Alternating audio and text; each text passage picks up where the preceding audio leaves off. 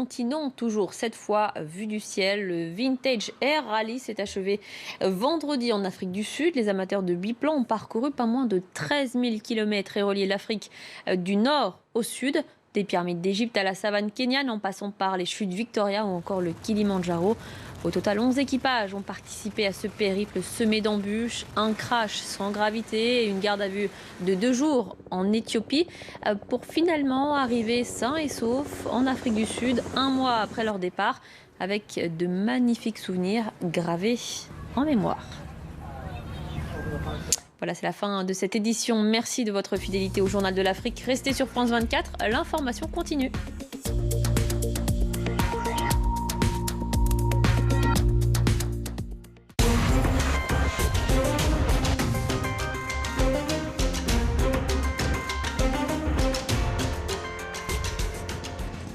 Ils viennent de loin pour être soignés dans ce centre de transplantation à Karachi, au Pakistan. Trop pauvres pour se payer un médecin, des centaines de milliers de malades sont traités gratuitement ici chaque année. Tout ça, c'est grâce à cet homme. Chirurgien de formation, le docteur Rizvi a consacré sa vie à pallier le manque d'accès aux soins. Le Pakistan dépense une toute petite fraction de son PIB sur la santé et l'éducation. 0,8% ou quelque chose comme cela. Ce n'est vraiment pas une priorité.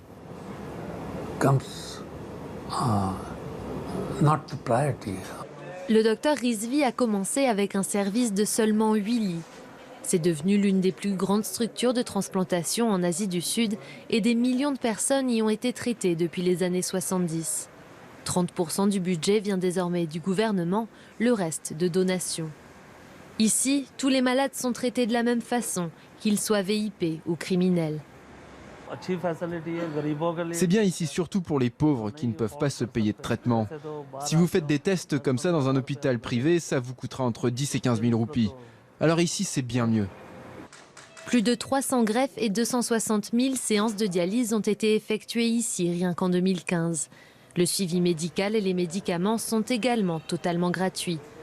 Une bénédiction pour les patients comme Hina, qui est dialysée depuis qu'elle a 4 ans. Je suis allée à l'école, mais j'ai dû arrêter au début du collège. Je voudrais vraiment reprendre les études. Que Dieu m'aide à avoir une greffe et je pourrai retourner à l'école. Comme des centaines de patients autour d'elle, Hina garde espoir grâce au docteur Rizvi. À 79 ans, il n'a aucune envie de ralentir le rythme. La retraite est hors de question, il prévoit au contraire de s'attaquer à un nouvel ennemi, le cancer.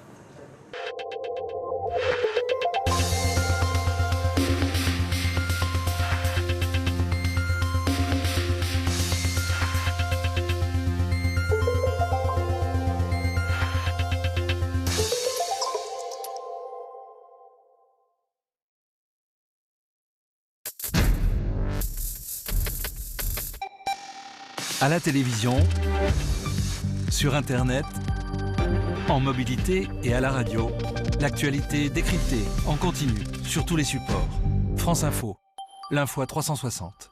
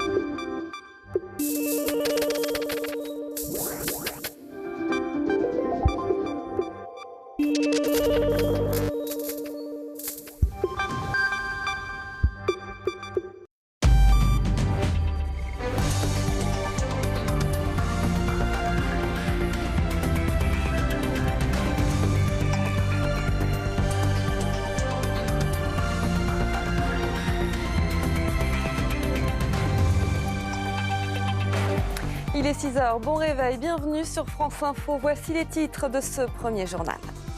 Barack Obama tire à boulet rouge sur Vladimir Poutine et la Russie. Accusé de piratage informatique lors de la campagne présidentielle américaine, il évoque des représailles et invite son successeur Donald Trump à accepter une enquête indépendante. Toujours pas d'amélioration sur le front de la pollution. La circulation alternée est maintenue aujourd'hui à Paris et dans la Petite Couronne. Circulation restreinte également à Grenoble, confrontée à son 8e jour de pic d'affilée. Et puis, cela fait 40 jours qu'ils ont pris le départ. Les skippers du Vendée Globe sont actuellement dans les mers du Sud, partie difficile et dangereuse du parcours. Dans ce journal, nous suivrons l'avancée de Jean-Pierre Dick. Le ton monte donc entre Washington et Moscou. Barack Obama cible Vladimir Poutine dans l'affaire des piratages informatiques lors de la campagne présidentielle américaine. Il menace la Russie de sanctions sérieuses. On fait le point avec Jacques Cardoz et Laurent Debois. Une salle bondée pour la dernière de l'année du président. Au menu, la Russie que Barack Obama accuse de piratage sans pour autant en apporter la preuve. Selon des renseignements qui convergent, les Russes sont les responsables des attaques informatiques. Entre Barack Obama et Vladimir Poutine, les relations ont toujours été glaciales. Le président américain dit avoir prévenu son homologue russe qu'il avait l'intention de lui répondre prochainement. Certaines de nos représailles seront connues du public, d'autres non. Mais eux sauront de qui ça vient. Une enquête de la CIA doit faire la lumière sur ce piratage supposé avant l'investiture de Donald Trump, un futur président qui, sur son compte Twitter, s'est étonné. Si la Russie ou toute autre entité faisait du piratage, pourquoi la Maison-Blanche a-t-elle attendu si longtemps pour agir? Pourquoi s'en sont-ils plaints seulement après la défaite d'Hillary Clinton? Mais pour Barack Obama, c'est aussi un coup politique. À 5 semaines seulement de son départ de la Maison-Blanche et de la cérémonie d'investiture de Donald Trump, il entretient l'idée que peut-être le futur président n'a pas été élu dans les règles. Politique en France et on saura à la mi-journée qui participera à la primaire de la gauche. La haute autorité a examiné les candidatures. Élise Roire, il y a 9 prétendants potentiels. Oui, 9 prétendants sérieux. Peut-être qu'il n'en restera que 7 à la mi-journée. On va voir ça en détail.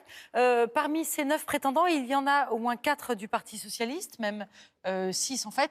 Manuel Valls, Arnaud Montebourg, Benoît Hamon, Vincent Payon, plus Gérard Filoche et Fabien Verdier, plus 3 personnes affiliées à la Belle Alliance Populaire, Jean-Luc Benamias qui est démocrate, François de Rugy l'écologiste et Sylvia Pinel du Parti radical de gauche. Pourquoi est-ce qu'on dit 9 et peut-être uniquement 7 ? Parce que les cas de Gérard Filoche et Fabien Verdier posent problème, sont en train d'être examinés, notamment à cause du nombre de leurs parrainages. Les règles sont pourtant assez faciles à respecter, assez cool, hein, si on peut se permettre. Il faut recueillir les parrainages d'au moins 5% des membres du Conseil national ou 5% des parlementaires socialistes ou 5% des conseillers régionaux et départementaux ou 5% des maires de plus de 10 000 habitants.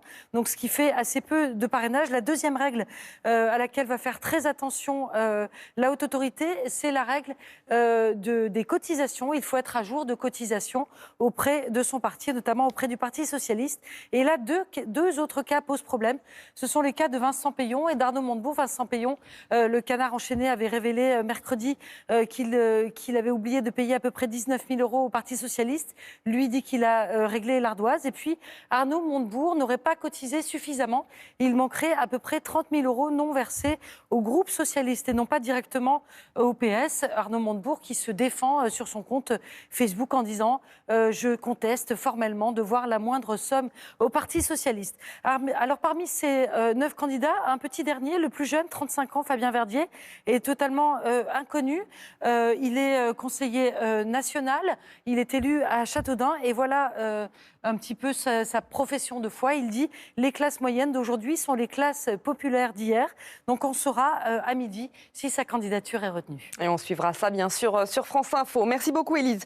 EDF poursuit les vérifications dans ses centrales nucléaires en cause de trop fortes concentrations de carbone dans des générateurs.